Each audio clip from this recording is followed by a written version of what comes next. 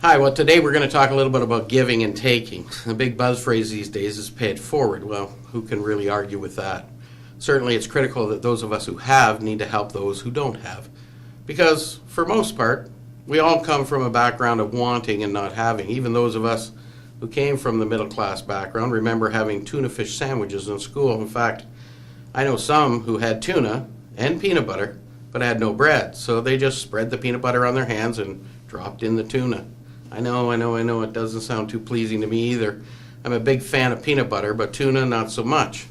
But in reality, the most successful people in life and in business are those who gave much more than they took. All the way up the success ladder, by the way.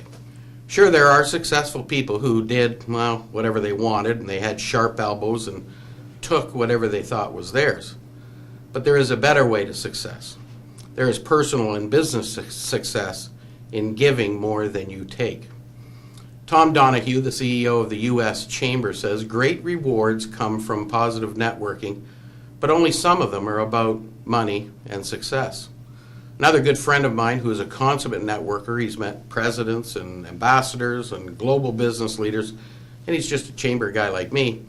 He says the most powerful secret of successful networking is discovering what you can do for someone else. Well, this segment isn't about networking. This is about how you do your business every single day. Adam Grant, professor of management at Wharton and author of Give and Take, says he found that the most productive salespeople were the givers, those who reported the strongest concern for benefiting others from the very beginning of their jobs. You see, they earned the trust of their customers and the support of their coworkers. Wow, sounds like the perfect person you could take full advantage of. Yes, this may be true to some degree. My wife always says I need to be more on guard. Some people are just always trying to take advantage of me. Well, they take and they never give. Frankly, I'm not that naive. I know that. But it's not in me to take first. I built an entire career and a reputation of being the one who will give. And I don't always take. But thankfully, because of my giving attitude, I very often receive.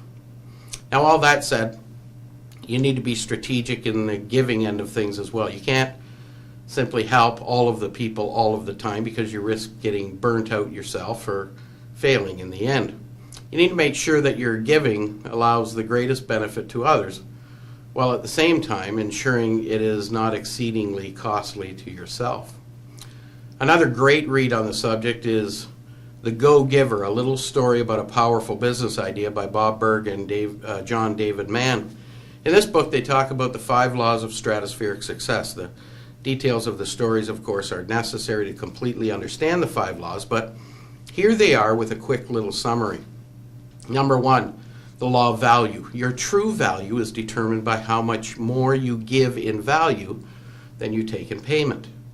Law number 2, the law of compensation. Your income is determined by how many people you serve and how well you serve them.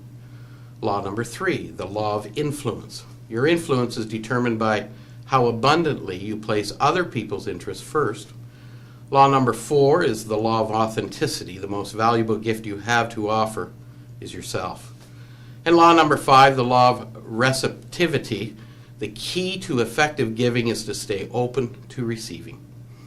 2 great books to read to demonstrate why it is important not just to pay it forward, but to give more than you get. I'm Greg DeRocher, and that's A Moment for Business.